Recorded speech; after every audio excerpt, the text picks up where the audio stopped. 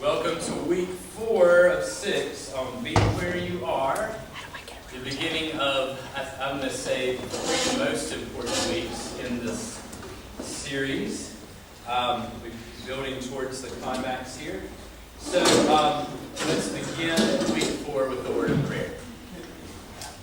Gracious Heavenly Father, we give you thanks and praise for this day. We give you thanks for the beauty of a couple more days of nice warm weather. We give you thanks for your providence for us in each of our lives. We give you thanks for our neighbors and for the opportunity to get to know them better and to glorify your name by building up those relationships and walking in the good works that you have prepared in advance already for us to do. Enable us in this day, Lord, to have open hearts and minds to receive your word and your thoughts, and help us then to put those into practice in our lives this week. In Jesus' name we pray. Amen. All right, so be where you are. So pretty much the last 3 weeks here are all about the building relationships component. We dive in here again with kind of in a logical progression. We're going to start with what I call igniting relationships, basically the starting point. How do we kind of get these things going, get more of these things going, get deeper into the relationships we have. And then next week we'll talk about the Jesus stuff. Remember, because we talked about, we start with friendship, then we move to the Jesus stuff. So we're doing, again, today is mostly about friendship. Next week is about the Jesus stuff. When do you get to it? How do you get to it? How do you, how does all of that kind of thing work? And then the last week we'll talk about what happens when you face adverse reactions to all of this. All right. So, Be Where You Are, Igniting Relationships is all about neighborhoods. This is a key concept that Finke uses, and we'll be going really kind of super deep into Finke. So if you have your Finke with you, it's a good thing today. If you don't have your Finke, there are a couple of extras back there. You might want to grab one or share with a neighbor or whatever. So neighborhoods. What is a neighborhood? Finke says neighborhood is all about the relationships we could have with just a little more intentionality. For our purposes, a neighborhood is defined as any network of people to which we have regular access.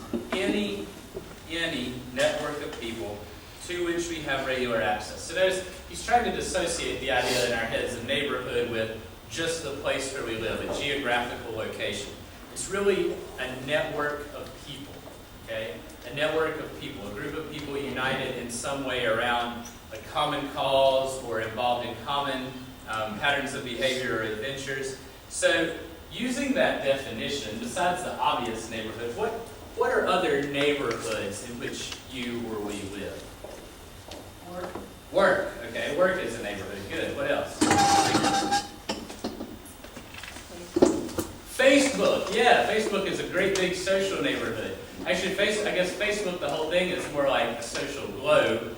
And then you've got all these little islands, like the St. Peter webpage is kind of a neighborhood. Or, each of the different interest pages, and maybe even our own kind of interactions on our pages create little neighborhoods, or function at least within Facebook neighborhoods. Good. Yep. What else? Work. Social. Organizations you belong to, like a book group or a Bible class. Good, yeah. Any organization you belong to, a book group, a Bible class, what else? Keep going down that menu. What else do we want to be thinking about when we think about the neighborhoods we're in? Kids' activities. Kids' activities, yeah. Exactly. What else? Anybody else? The church is a neighborhood, yeah. Absolutely. Family. Your family, yeah. Especially your extended, like your extended kin network, yeah. It's kind of a neighborhood all of its own. Yeah, sure is. With rules and all sorts of other things. Here's his little ditty. He says, obviously the neighborhoods where we live qualify, as do the neighborhoods of our workplaces and schools. We are regularly within reach of the same people here. There are many other neighborhoods. For instance, some of us have access to recreation leagues, yoga classes, or craft beer clubs. I'm going to join that one. That sounds good, thank you. Some of us are band parents or soccer moms, or we routinely wait with other dads as our daughters finish up dance classes. That's a personal experience there. Some of us volunteer with community revitalization groups or social service agencies. Some of us are chamber members or members of the Rotary Club. Some of us are at country clubs, community centers, or the Y. All of these are examples of neighborhoods in which we find ourselves. All right, and that, 5 minutes into Bible study, brings us to a first list of action items for the week. All right. So this is really, like I said, this is where we're getting to the meat of it. And so I encourage you to pursue these this week. First of all, and Finky never actually says to do this, but he kind of talks as if he assumes that we're doing this, and I think it's a good idea. It's a good idea to have a kind of an outreach journal. If we're really going to dive head first into this, to be able to write lots of different things down. For instance, answers to some of the questions I'm about to give you. Also, kind of like we did at Oktoberfest, the names of the people you meet, because I guarantee you know how, and you probably know this in your own life, no matter how certain you are, you remember their name.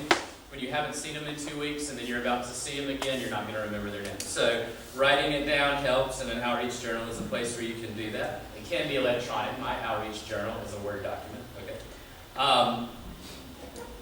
But write down then this week, just go through, spend some time thinking about this question and identify it for yourself. And by the way, let me say, I do have handouts this week, so you don't need to write any of this down.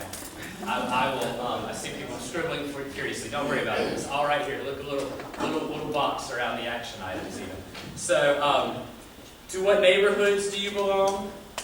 And then ask yourself, whom do you know in these neighborhoods who is not yet a Christian?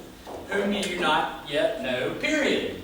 Right? Kind of feel out how deep into the neighborhoods you're in are you. And obviously, you can spend forever doing this, but just kind of spend a fair amount of time just kind of thinking through the neighborhood you're in.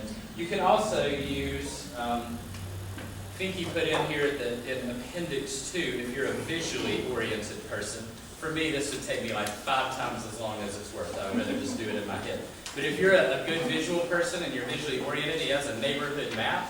And you can use this for your actual neighborhood where you live, like your neighborhood in that sense, or any of these others. If you want to just put on here the people that you know, or photocopy this, or draw versions of it on a piece of paper. You don't really need the grid lines. Maybe if you're doing your actual physical neighborhood, you do. But you can take a piece of paper, and write your name and write work, and then just draw arrows to bubbles of people that you know, if that's helpful for you if you're a spatial thinker. So map that out. Think about the neighborhoods you're in and the people that you, they're either you know are not Christian, or people that you just don't yet know, or the people that maybe you already know but haven't talked to in a while, or whatever it is. Just kind of get a map of who all is there in your mind or on paper. And then 4, start praying. Pray for opportunities to get to know these folks. Pray for their creaturely well-being, and of course pray for their eternal salvation as well. Alright? So first set of action items. Alright, and on we go.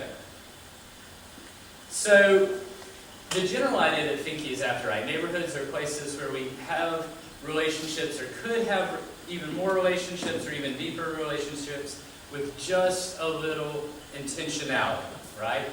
With just a little intentional effort. And so how do we direct that intentional effort to get these relationships going or deepening?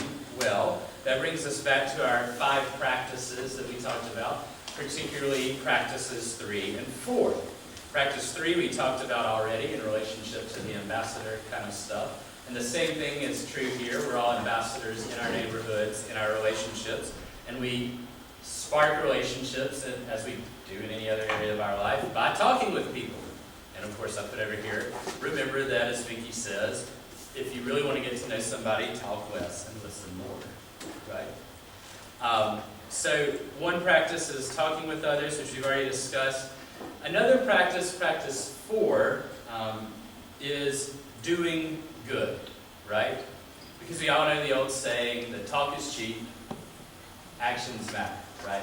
And talk really maybe is not cheap. That's part of this point with practice 3 is, there is something about just basic conversations that really is key to building a relationship, but it's got to be backed by action. And so that's what he's saying with practice 4. And we know a lot about, this probably is not a new concept, right? That doing good unto others is something that draws others into relationship with us. But I just want to focus on a few kind of what I thought were kind of interesting things that Finke said in his chapter on this point. The first of which, so he starts from the basis of Ephesians 2:10, which says that God has already prepared the good works he wants us to do in advance for us, that we should walk in. So again, this goes on with this whole thesis that we don't have to sort of create mission, do mission all on our own sort of power. In fact, God is already there. He's already prepared the doing good that he wants us to do. He's going to open the door to it, and we just walk into it. And on the basis of that passage, Finke then writes, most of the time, the good God has prepared in advance for us to do looks spontaneous and serendipitous to us. We weren't planning it, but we were looking for it.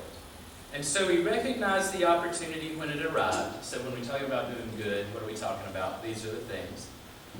We recognized the opportunity when it arrived to bless someone.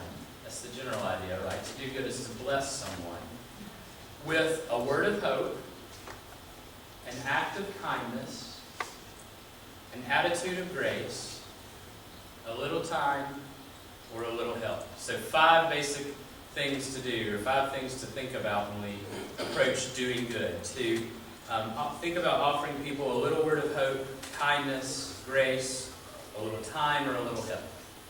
And notice how he says a little. And Finke is big on saying, look, we all recognize how busy we are. You can do all of this stuff. This doesn't require carving out, 20 hours in your week that you don't actually have, right? But it's while you are going, while you're already on the way and living your life in these relationships you're already in, being where you are, you will see these opportunities present themselves to you. You don't have to go look for it. You don't have to try to find it. But you'll notice a door where someone is looking for, they need a word of hope. They need an act of kindness. They need a little bit of grace because they're frustrated, or somebody else is frustrated with them. Maybe you're frustrated with them and they need a word of grace instead of a word of wrath. They need a little time or a little help. And another key piece in here is, he says, look, these things often look spontaneous and serendipitous to us because we don't plan them. We don't have to plan them. But we were looking for them. Okay? And that's the real key, is God's going to open these doors, and yet we've got to be looking for them. So that's the part that's sort of on us, is to think about this when we get up in the morning, that God's going to open some good works today that he's prepared in advance for me to do. And I want to be on the lookout for those. And that goes back to the first practice that we talked about, seeking the kingdom, right? The first practice that Finke gave us out of the 5 was seeking the kingdom. And what he meant by that was looking for and living into what God is already doing as creator, reconciler, and redeemer, right? So we're looking for these opportunities that God is already opening, what God is doing. We're looking for him to open these opportunities for us to do good. And we do have to look for them where they will zip by us. Because otherwise, we get down in our attitudes of efficiency, or our attitude of, I got to achieve, or whatever it is. We get locked into our own sort of world, and we miss the opportunities that are in front of us, right? Another interesting thing Finke says in here is, just think what would happen if over time, once a day, we planted a seed of kindness at our workplace, or any of the other neighborhoods that we just talked about. Every single day. So we want to talk about practices, action items. One is, pick one place. Don't overburden yourself. Don't sit down and list, I've got 18 different neighborhoods. Now I got to do an act of kindness in each of those every day. Pick one place and commit yourself. I'm going to try to plant one seed of kindness here each and every day. And the more that you just look for those spontaneous opportunities, in some sense you can do this. You'll do this automatically every day without having to pick a place that you're going to do it. But sometimes, getting ourselves into those habits or those disciplines is part of the process. Sometimes just being a positive person at work and not being on the negative when somebody brings something up negative. Yeah. It's just a big thing right there. Yeah, no, that's right. That's right. Because it's very easy, and we as fallen creatures are very quick to get into patterns of negativity. And it just keeps going like this, and it keeps getting bigger and bigger. And sometimes it just forms a kind of constant undercurrent, doesn't it, in our workplaces or schools or wherever it is. And, there's I think I've probably said this before, but in seminary, one of the things that they taught us in our counseling class in relationship to husband and wife, and they said, well, somebody walks in and they say, I'm in a bad relationship, and there's all this stuff going on, and I can't change my spouse to be the way they need to be, right? And they said, your response to that, of course, is, no, we can't change each other. But whoever is sitting there in front of you, chances are, we all get locked in these patterns of negativity. But if one person refuses to play by those rules, if one person, instead of, making the fight worse whenever one starts to brew, leaves instead. I can't do this right now. We're not going to go down this path again. I've got to go somewhere else. And just good. Any kind of different move that can disrupt the way that the negativity spiral has always gone will force a change of some kind, right? So one person actually can make a difference. Relationships are two-way streets, and you think, well, if I can't get the other person to cooperate, what hope is there? And actually, the psychiatric research is, to some extent, that is true. Eventually, you've got to get to this. And yet, there are things that each of us can do in all of our relationships. If we choose to be the one who extends a little grace, and maybe that grace is, maybe like in some of those situations where it's a long time negativity thing, maybe you can't really sort of offer forgiveness or grace in like the big abundant sense. But maybe you can refuse to fight, right? Or maybe, whatever it is. But there are always little ways, and then hopefully most of our situations are not quite so, in the pattern of negativity. And little acts of kindness, little graces will change the way that social system works. Yep, exactly. Another important point that I know will be picked up in Stephen ministry when Vicki and Amy start to talk to you here in a couple of weeks. But Finke brings it up too in a missional context. And he says, look, sometimes the good that we can do is allowing people to do good for us. Allowing people to bless and serve us in our time of need is also missionally powerful. Why? Because it deepens the relationship. And we sort of talked about this last spring on the corporate level when we said, look, we can't go out into the world. The church cannot go out into the world as if the church is up here and has all of the answers and the power and the goodness and everything, and woe benighted sinners down here, right? Because it creates a power imbalance. And the same thing is true in a relationship. If you come in and you're always wanting to help somebody, but you never want to receive help, it makes it seem as if you think that you're Superman or Superwoman, and you don't need anybody else, and you're just here to, And that's not a relationship, is it? Relationships do go both ways. And so if we're fortunate enough, we're in a relationship where somebody wants to serve us, we do that, because that's part of deepening the relationship. So I thought that was a great point. All right. Moving on. I'm going to keep whipping along here because I do have a certain amount that I want to cover today. So doing good. Talking with others and doing good. Our practices, general practices to do all the time to spark relationships. And they sort of belong in a way to this third practice here that Finke calls neighboring. Okay? Neighboring is defined, he says, as creating or taking advantage of that parentheses should be over here. Should be before Neighboring is defined as creating or taking advantage of existing opportunities which foster community and friendship between the neighbors where we live, work, play, or go to school, or all those other places I talked about. Neighboring begins the process of awakening community in a neighborhood and friendship between neighbors. So notice two things about this. Neighboring is basically Finke's term for anything we do to foster friendship with our neighbors. But notice that it's not just about fostering our friendship with them, although it is that. it's also about, more broadly, fostering community and friendship in whatever the whole neighborhood is, right? So creating opportunities for us to get to know people, but also to build up the bonds of neighboring, among other neighbors as well, strengthening the whole community, right, in friendship. And he talks in here about, the people who live beside each other for 5, 17 years and never talk, right? Have never actually met each other. I know this is actually true in my apartment building. I know maybe four out of the, or well, I guess counting ourselves, 5 out of the 12 people who live in my building, right? I don't know them all. I don't go up on the 2nd floor regularly, I don't even know the other people at the end of the hall, right? So we kind of get in our own venue, and we don't sort of neighbor anymore in the way we spontaneously used to. And Pastor Borger and I have talked about this. Somebody's like, well, the problem is people invented air conditioning.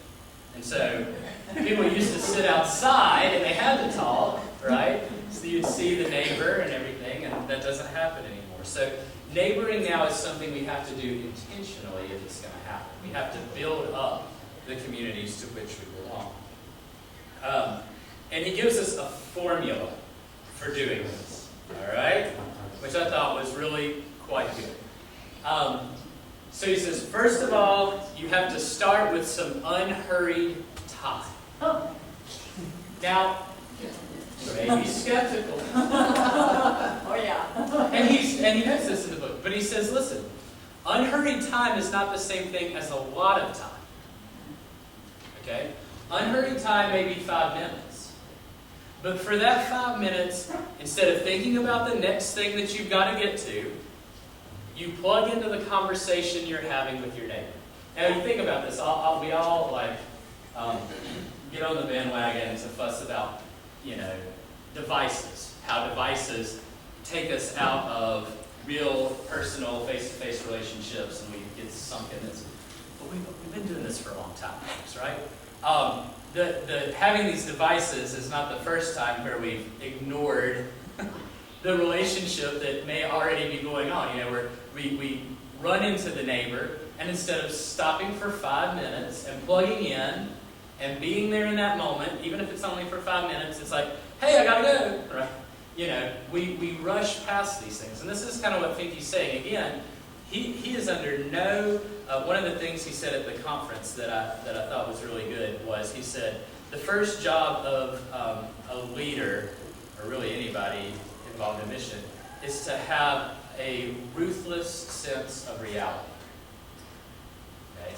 To have a unflinching, maybe, to look unflinchingly at reality. And so he's not going to say, look, he's not going to pretend that we all have time that we don't have, in other words, right? He's not asking us to sort of be out of tune with the real reality of our lives, where we do have lots of stuff to do. He's just saying, it is still possible within that to carve out these little spaces for genuine human interaction, right? We can do that. We can have moments of unhurried time, right? And that's all we need. But so it starts with unhurried time, okay? You add to that proximity, somebody that you're around, and a neighborhood is somewhere you have access to, right? Plus you add some sort of activity, right? As we're thinking about the bigger ways to bolster this, often he says including food, right? How do we enjoy time with our families or whoever? We go eat, right? Because it gives us something else to do, so that we're not so relentlessly in each other's faces. Okay. That's good. That's part of. Realize we say this tongue in cheek, but that's part of human interaction.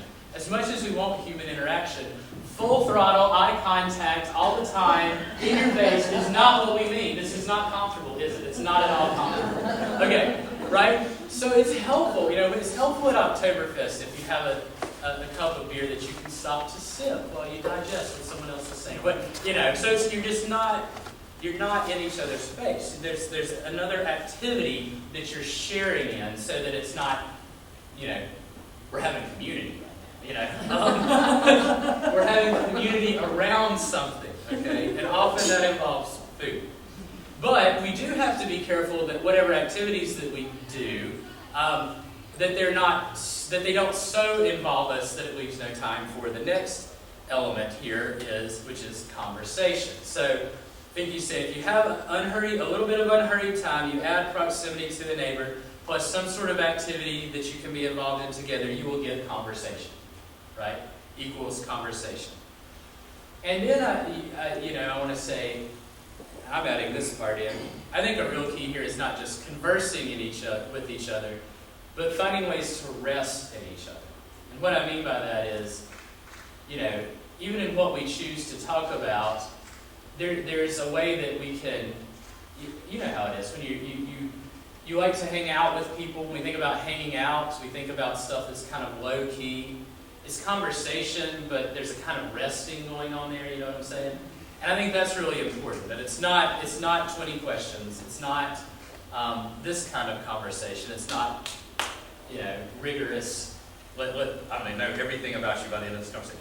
No, it's conversation that enables us, and by the graciousness of what we say as well, to rest in each other, right? Like that's the kind of conversation we're after.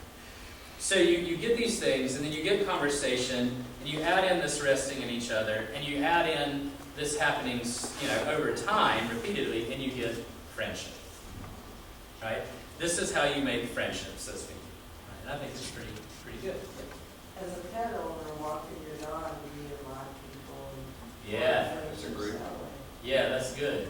Yeah, bring that back up in just a minute, because the next place we're going with this is, so what are some activities that we can intentionally neighborhood?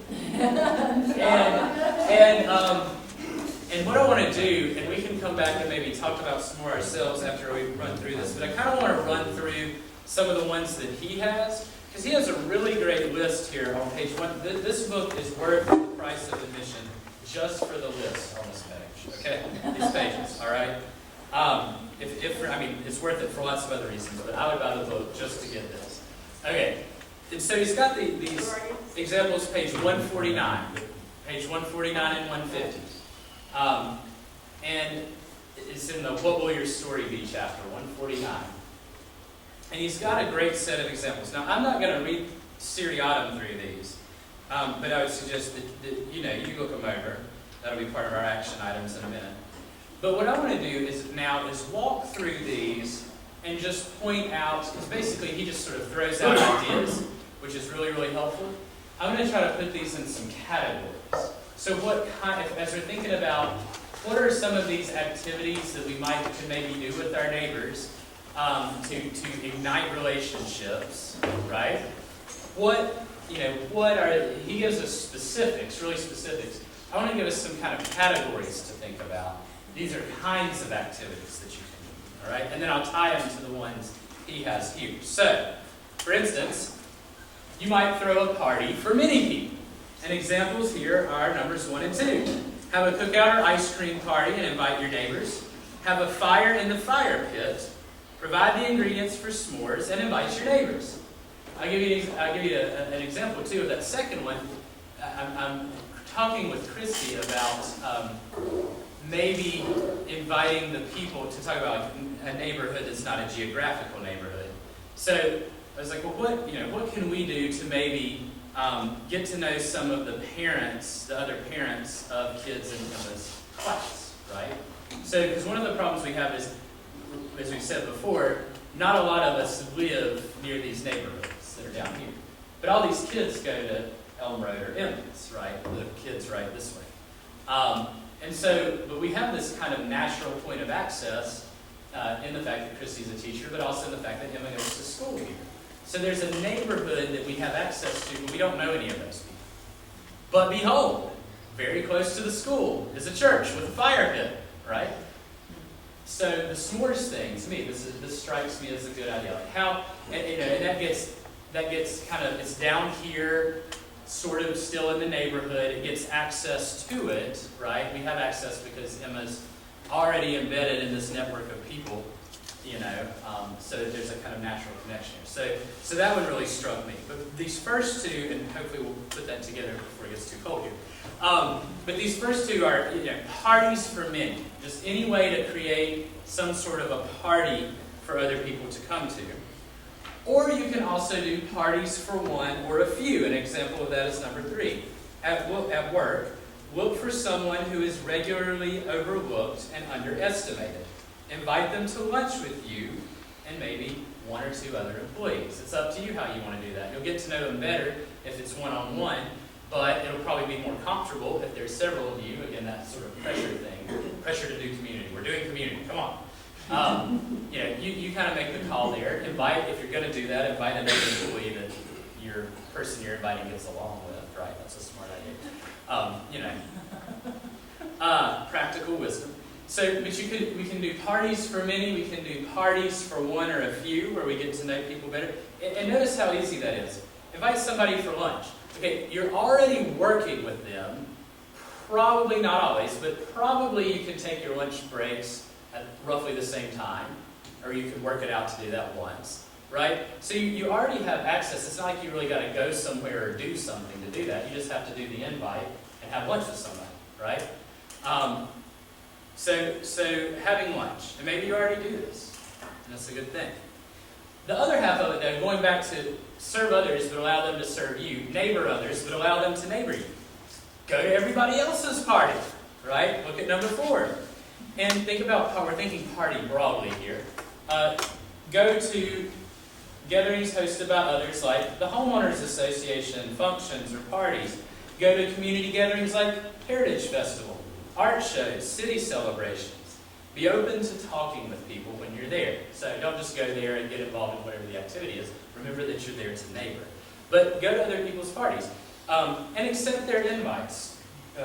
Greg gives an example in one of the other chapters here that we'll look at next week, where he talks about he had a great neighboring opportunity with someone in his neighborhood because they invited him over because they had some great fresh shrimp. And he's like, all I had to do to join Jesus on his mission was eat these great shrimp and talk to somebody. But it's that kind of thing. Somebody invites you, have time and have joy in accepting that invitation.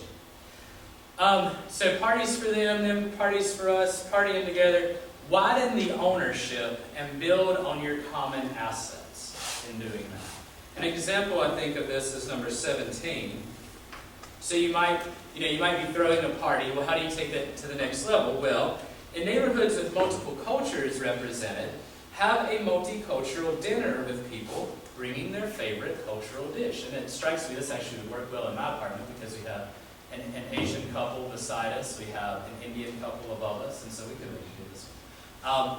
But the idea is there are assets in your neighbors. There are sort of strengths, right? We talked about asset building, with building matching the church's assets to our community's needs. But there's also ways to build our neighboring activities around the assets of our neighbors, right?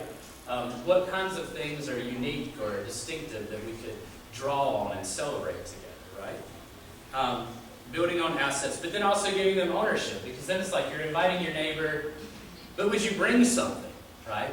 And Greg talks about somewhere in here, they threw a neighborhood party, and people came over, and they liked it so much that 2 months later there was another neighborhood party, but Greg and his wife did not have to plan it. They just had to show up and bring a side, right? So, and this is the thing, and this point is, people, because we do the whole we're in our own rut, sometimes the idea of this sort of community just doesn't even get on our radar, we as a culture. And when it happens, people are like, that's cool. And they want to kind of take up the banner and run with it themselves. So get ready for that and get excited about that and recognize that some of these sparking things, you do things to spark a relationship, but it's enjoyable for other people and other folks will pick up on that, right? It's not like it's going to be always on us. It is on us to kind of we want to be intentional and try to start some new kinds of things. But others will pick up on it. It will be a kind of two-way street deal. Another thing we can do, obviously, is serve our neighbors. Number 5 here is an example. Give out baked goods to neighbors. Also, number 5 on the next list over on 151. We'll get to that list in a minute, but I think this actually kind of goes on the first list. Be quick to offer assistance to neighbors who need a hand with a project, right? Somebody's unloading furniture, and they need somebody to help lift 2 things out of the back. If you can do that, some of us can't. If you can do that, though, go in and serve the other person. That's intentional neighboring. Letting them serve you, of course, but then also serving together. Example number 7. Do a food drive or invite your neighbors to join together and somehow make a difference, right? We don't have to wait for the church to organize a service day, although we might do that. But we can grab 2 or 3 neighbors and say, hey, let's go over, there's a habitat bill happening today, right? Now, chances are you probably need to do some more basic neighboring before you invite somebody to a habitat bill, right? The first thing you say to a neighbor is not, hi, great to meet you, come over here and help me do some work, right? Even if it's not for you, definitely if it is for you, but even if it's not for you, right, that's probably not the first volley in the dance of friendship here. You can offer a sustained effort. An example of that is number 19. At home during the afternoons? I wish. But if you are, begin an after-school club for the neighborhood kids, or have a regular story time for the younger kids, or whatever it is. And again, think about this. I keep pushing this asset-based thing. The way to do all of these ideas is you might look at this and go, I don't teach kids. Like, that's just not me. But you can do the same general idea. What's something that would benefit your neighbors? What are your strengths? And what are your neighbors' needs? Now, you may not know that right now. That may only become apparent to you as you meet some neighbor you haven't met before and realize they have a need and realize, hey, I've got a strength that matches that, right? But that's how we want to think. We want to be thinking about what's going on with other people and because we can't do everything. Again, we're realists here. We're looking for those things that it's most easy and natural for us to do. That's God opening the door, right? Okay, but you can offer a sustained effort, or you can also, what I call, reach out systematically, okay? And number 12 is an example here of that. Invite a different neighbor over for lunch or dinner once a month. Just do that as a practice. I'm going to invite one neighbor I haven't met over for supper with. This month I'm going to invite this family over, or whatever it is, right? Of course, you can do the same thing like in the work scenario with the other practice. Each month I'm going to invite one coworker out, or whatever, however you want to do it. But something that's sort of systematic, repetitious, gets you in the habit of kind of doing this and systematically getting to know your neighbors, right? On we go to make sure we get through it all. We're very close. All of these first sets of ideas involve us really kind of creating an opportunity, right? We're being very intentional about, I'm going to do this event, basically. Even if it's a little event, like just invite somebody to lunch. Or invite somebody to join you in the break room while you're already on lunch, or whatever it is. But it's a little bit more, I'm creating something that's just for this purpose of neighboring, right? But the other thing I want to say, Vicki doesn't really talk about this in detail or highlight it, but we can also just invite people to come along on the things we're already doing anyway, okay? And what I mean by that is, for instance, number 10 in here I think is an example of that, which is, do you enjoy exercising? Or would you like to start enjoying exercising? Invite neighbors to regularly power walk or bike with you, right? So if you already exercise, get an exercise buddy, or whatever it is that you already do. What does your family like to go do? You like to go on the weekends to Potato Creek Park? Invite somebody to come with you, right? And I think part of that is, when we just want to go hang out, do we invite friends, people who are already our long-standing friends, or do we invite future friends? Because it is easy, and again, be realistic here. Part of the reason why we invite friends that we already know is we need downtime, right? And no matter how much fun it is, whatever you're doing, when there's a new person around, no matter how much you even may like them, there is like that sort of tension thing, that there's something else that's going on there, right? So I'm not saying Every time you go anywhere, ditch your old friends and invite somebody new. That's not the point. You don't want to ditch old friends, first of all. You don't want to not give yourself time to rest. That's not a good idea. Okay, I'm not saying that. But could it be the case that sometimes when we're going, say, on the 24th, over to the Oktoberfest here in the Mishawaka Oktoberfest and chili cook-off and whatever all that is that they're doing in the afternoon over there, that might be something we could invite somebody along to. And then maybe we, and that's 4 hours in the afternoon and you still have the rest of the evening to kick back yourself, right? With or without old friends, yourself, just your family, whatever it is. But find, there are going to be some opportunities if we're looking for them to do things that we might already do anyway as a family.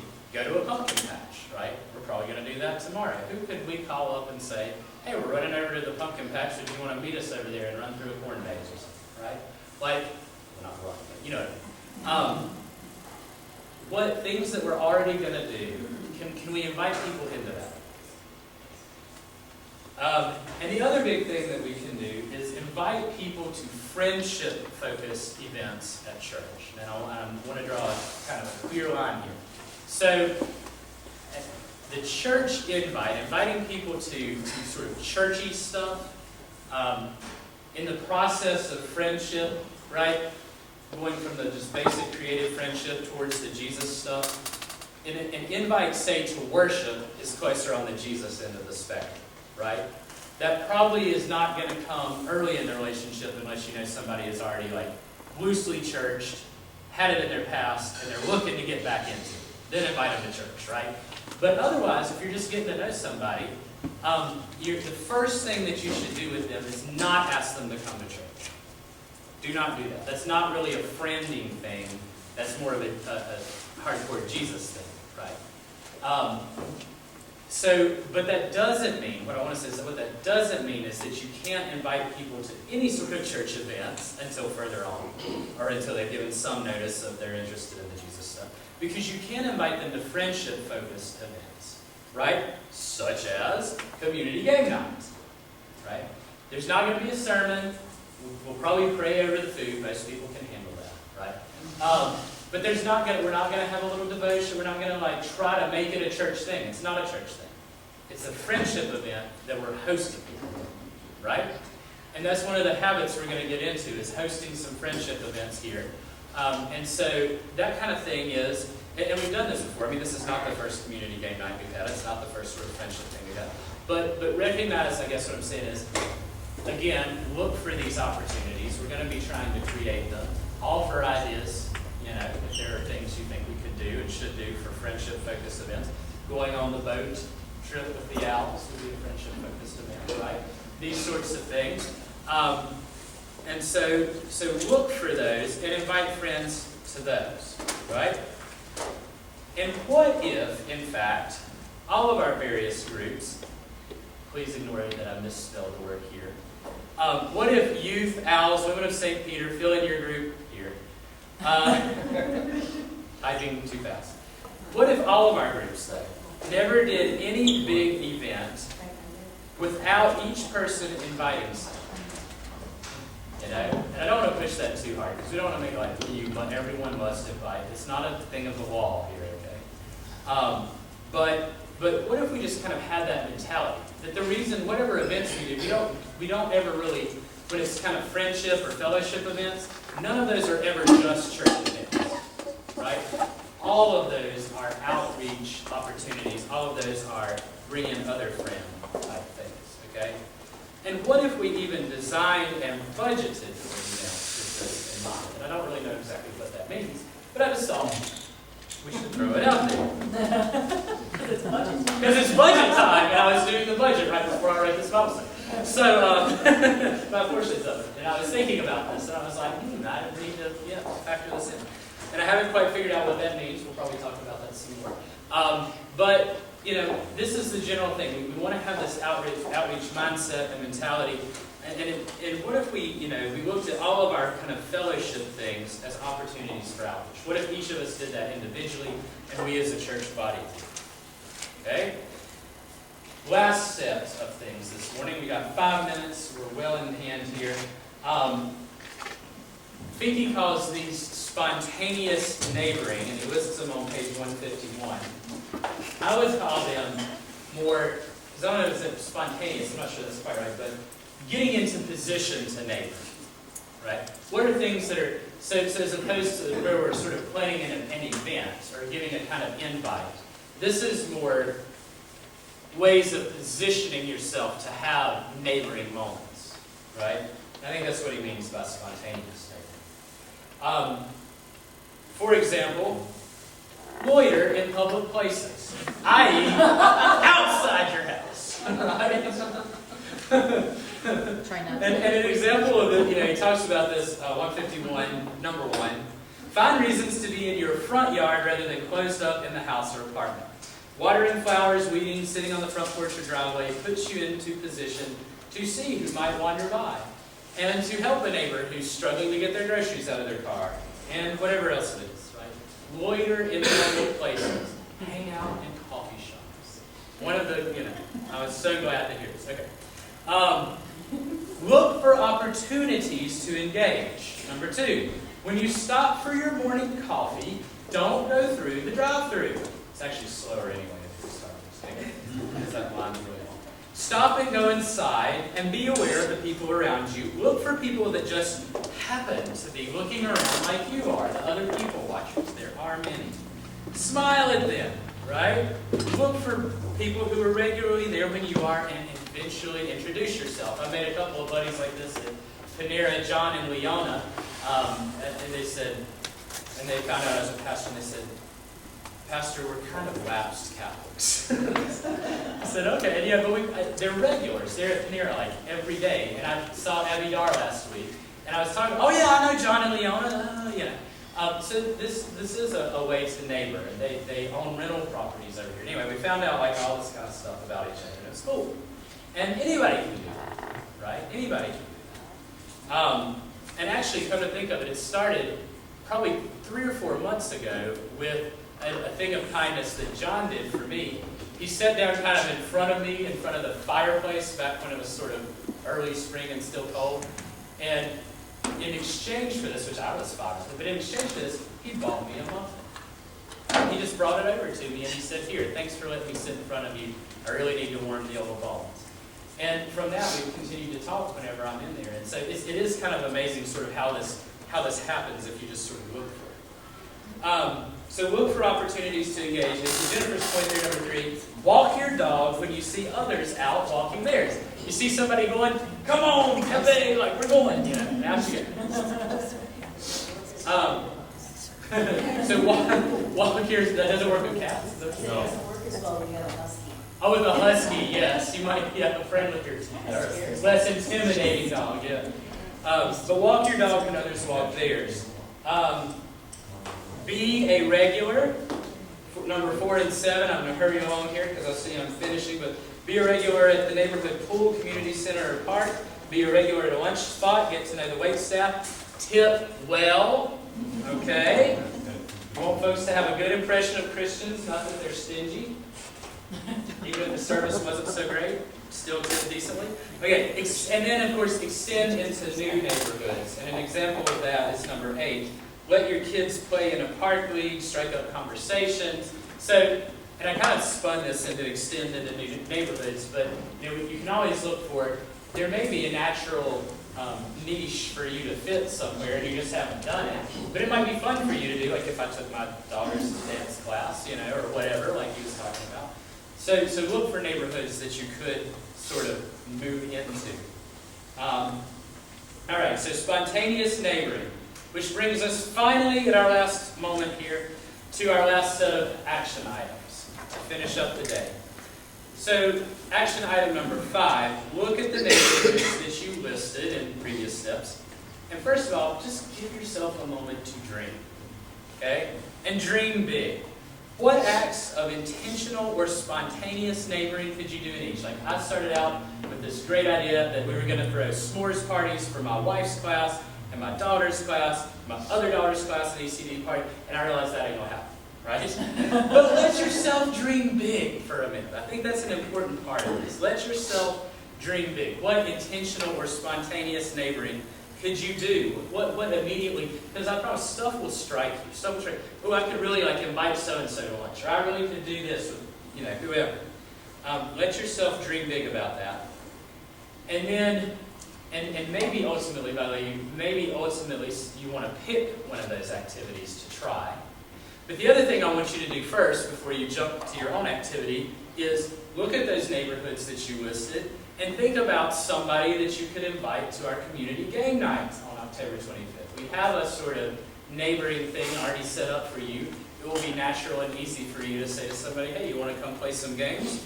You want to have some free food? Come on down, and we can do this.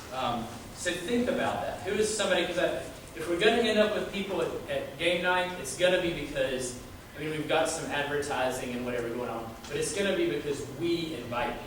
That's how people are going to get here. Okay? And then sign up, please. And then last, for next week, read chapters 7 through 10 and 16. And I have 1 minute over. Go in peace. Serve the Lord. Thanks be to God. And here are your magic sheets. They'll be on the table with the